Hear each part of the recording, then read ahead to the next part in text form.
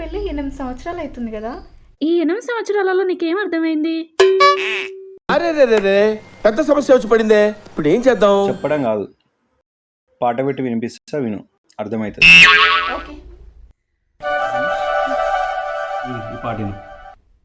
కొంగు చాటు బిడ్డగానే ఉండాలని ఈ తల్లి అన్నమాట చెల్లకుంటే శాంతించని అర్ధాంగి శాసించే సమయంలో సాగించే సమరంలో కొడుకల్లే మిగలాలో మొగుడల్లే నిలవాలో తేల్చలేని ఈ మగవాడు ఏ వైపు మొగ్గు చూపిస్తాడు సంసార నాటకంలో ఇతడు ఏ పాత్ర దాల్చి మెప్పిస్తాడు.